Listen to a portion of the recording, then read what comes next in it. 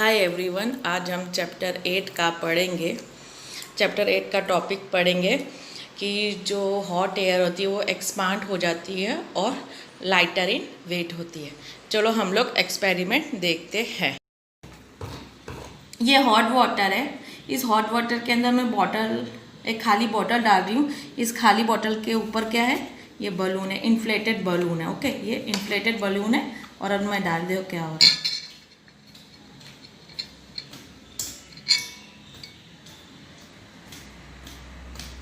Okay, आपने देखा क्या हुआ? बलून फूल गया। बलून फूल गया है, देखो, है ना? क्यों ऐसा क्यों हुआ? क्योंकि जो पानी गर्म है, ठीक है, गर्म पानी होने की वजह से क्या हुआ कि जो एयर प्रेजेंट है वो भी गर्म हो गई। गर्म एयर क्या होती है? लाइटर होती है, तो वो ऊपर उठने लग गई। ठीक है, वार्म एयर राइजेस अप। ठीक है, तो इससे क्या हुआ कि जो गर्म हवा थी वो बलून के अंदर चली गई और बलून फूल गया। ओके, देखो, है ना, बलून फूल गया। अब हम इसको ठंडे पानी में डाल दिया। ये मैंने ठंडे पानी में डाला, देखो क्या हो गया। ठीक है, ये देखो पूरी हवा निकल गई। ठीक है, बलून में से पूरी हवा निकल गई। क्यों निकल गई? क्योंकि जो अब क्या हुआ, ठंडा पानी डाला तो एयर कैसे होगी? ठंडी हो गई। एयर कैसे हो गई? ठंडी हो गई। तो ठंडी होने के कारण क्या हो गई कि जो एयर थी वो सेटल डाउन हो गई। वो क्या हो गई? वो नीचे चली गई। पूरी एयर क्या नीचे चली गई। जो एयर है, एयर किससे बना है? बहुत सारे मॉलिक्यूल्स में।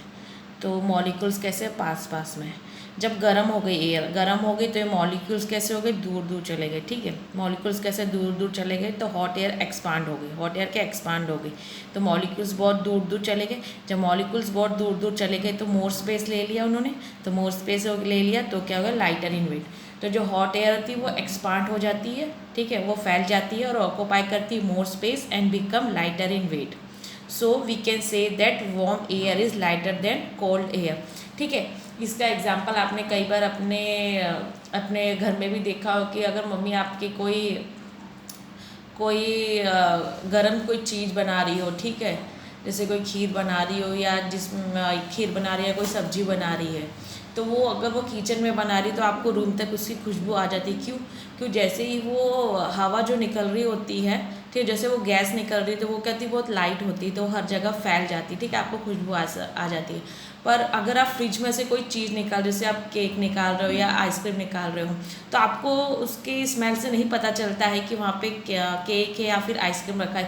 क्योंकि जो वहाँ की जो वहाँ की एयर होती है वो एटमॉस्फेयर में घुल नहीं पाती है। ठीक है, तो इसलिए हम कह सकते हैं कि जो एयर है वो लाइटर एयर है, जो वार्म एयर है वो लाइटर है और हर जगह जा सकती है। उसी तरह से क्या, when the hot air in region rises up. ठीक है, जब हॉट एयर होगी, वार्म एयर होगी, वहाँ से जब वो उठ जाएगी, राइजेज अप होगी, तो वहाँ पे कैसा प्रेशर बनेगा? वहाँ पे बनेगा low pressure in that area. As a result the colder air fills the place. ठीक है, जैसे वो गर्म हवा ऊपर उठ गई तो वहाँ लो प्रेशर बना, तो वहाँ पे तो किसी को जाना पड़ेगा, तो वहाँ पे क्या जाएगा? कोल्ड एयर जाएगा। उसी तरह से आपने देखा होगा कि कभी भी हम जब कोई लकड़ी जलाते हैं या कुछ लकड़ी जलाती है या जो लोग स्मोकिंग करता है, उनका धुआं कैसे हमेशा ऊपर ही जाता है। कभी देखा है कि नीचे जा रहा है? नहीं, वो हमेशा क्या जाता है? ऊपर ही जाता है। क्योंकि वो जो एयर होती है वो कैसी होती है? गर्म होती है। ठीक है, अब हम पढ़ेंगे generation of wind currents due to uneven heating of earth. इसका मतलब क्या होता है कि विंड करंट कैसे जनरेट होते हैं? Due to uneven heating of earth. मतलब जो हमारा अर्थ है वहाँ पे एक जैसी हीटिंग नहीं होती, कहीं पे ज़्यादा हीटिंग होती है और कहीं पे कम हीटिंग होती है। इसकी दो सिचुएशन है, uneven heating between equator and poles and uneven heating of land and water. ठीक है, दो कारणों से विंड करंट आ सकता है। ठीक है, जैसे आपको पता है ये हमारा अर्थ है। ठीक है, ये है नॉर्थ पोल और ये है साउथ पोल, और ये जो बीच का, इसको हम बोलते हैं इक्वेटर। जो बीच का जो जीरो पे है उसको बोलते हैं इक्वेटर। ये और यहाँ पे सन है। आपको पता है कि जो सन है, सन की रेजेस मोस्टली कहाँ पे ज़्यादा पड़ती है? इक्वेटर पे, 0 डिग्री पर, और पोल पे कैसे होती? कम हो जाती है। तो जब उसकी सन की लाइट ज़्यादा पड़ रही तो वहाँ पे क्या होगा? High temperature. वहाँ क्या होगा? High temperature. जब जब हाई टेम्परेचर हुआ तो वहाँ पे क्या होगा कि जो इक्वेटर की जो एयर है, ठीक है, जो इक्वेटर की एयर है वो क्या होगी, राइजेस अप, ठीक है, वो क्या गर्म हो जाएगी और गर्म होने से क्या होगी, वो ऊपर चलेगी, ठीक है, दोनों तरफ से, ठीक है, ठीक है। तो यहाँ पे क्या हुआ, ठीक है, ये क्या हुआ, सन की वजह से क्या हुआ कि यहाँ की जो हवा थी वो गर्म हो गई, गर्म होने की वजह से वो राइजेस अब वो ऊपर चलने लगे। अब वहाँ पे क्या बन गया, लो प्रेशर बन गया, लो प्रेशर बन गया तो इसको, ओके, ये लो प्रेशर बन गया तो इसके लिए क्या होगा कि लो प्रेशर को पूरा करने के लिए तो क्या विंड आएगी, इस डायरेक्शन से विंड आएगी और यहाँ पे चली जाएगी, ठीक है, ठंडी हवा आएगी, कोल्ड विंड आएगी और यहाँ पे आ जाएगी, ठीक है, यहाँ से। उसी तरह से क्या हो गया कि अब यहाँ की हवा है वो गर्म हो गई, ठीक है, वो यहाँ पे की हवा क्या वो गर्म होगी तो ये ऊपर उठेगी, ठीक है, ये राइजेस अप करेगी और यहाँ पे क्या ठंडी हवा है तो वो इस डायरेक्शन में आएगी, ओके। इसी तरह से क्या होगा कि जो यहाँ की हवा है, अब यहाँ की हवा भी गर्म हो गई है तो ये, ठीक है, ये ऊपर जाएगी और यहाँ की ठंडी हवा क्या आएगी, इसकी जगह लेने के लिए इक्वेटर की साइड जाएगी। तो हम इसको क्या बोलते हैं कि विंड करंट्स जो जनरेट होता है वो होता है पोल्स टू इक्वेटर, ठीक है ना, पोल से इक्वेटर की तरफ करंट हवा आ रही है, विंड्स आ रही है, तो पोल्स टू इक्वेटर या फिर नॉर्थ साउथ विंड करंट कहते हैं, ठीक है, समझ गए। इसमें क्या होता है कि ये हमारा इक्वेटर है, ठीक है, यहाँ से क्या होगा कि जो एयर है वो गर्म हो जाएगी तो वो राइजेस अप होगी तो वो ऊपर की साइड जाएगी, ठीक है, जैसे वो ऊपर की साइड जाएगी तो ऊपर तो क्या ठंड, ठीक है, ऊपर क्या हाई प्रेशर है, ठीक है, क्योंकि वहाँ पे टेम्परेचर लो रहता है तो वहाँ की हवा नीचे की साइड आएगी।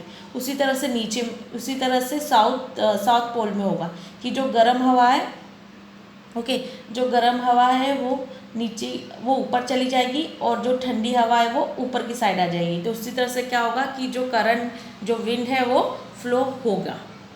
And next is uneven heating of land and water, ठीक है, आपने जैसे आपने पहले चैप्टर 4 में पढ़ा है land breeze and sea breeze, वो आपने डे एंड नाइट का पढ़ा है। इसमें क्या है, समर सीजन का और विंटर सीजन का पढ़ेंगे, ठीक है। समर में क्या होता है, जो इक्वेटर की तरफ, ठीक है, जो इक्वेटर की लैंड है वो हीटअप हो जाती है, वो हीटअप होने की वजह से क्या होता है कि जो वहाँ की एयर है वो भी वार्म हो जाती है।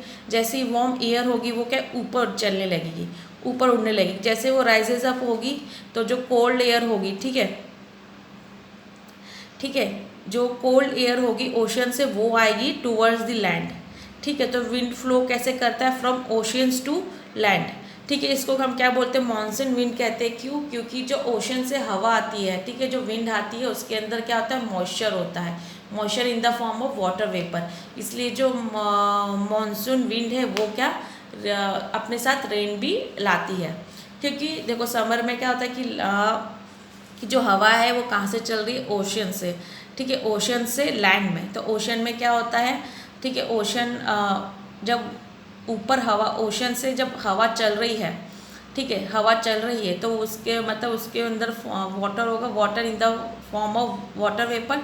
तो वो हवाओं में क्या होगा, वाटर वेपर होगा। जब वो लैंड पे पहुंचेगी तो उसमें क्या होगी, बारिश होगी, तो उसको हम बोलते हैं मॉनसून विंड। उसी तरह से विंटर में क्या होगा, विंटर सीजन में क्या होगा कि जो विंड होगा वो फ्लो कैसे करेगा, लैंड टू ओशन। और इसमें क्या होता है कि जो हवा लैंड टू ओशन चल रही है उसमें बहुत कम पानी होता है, इसलिए उसमें रेन हो भी सकती है या फिर हो भी सकती है, अगर हो भी सकती है या फिर बहुत मतलब नहीं भी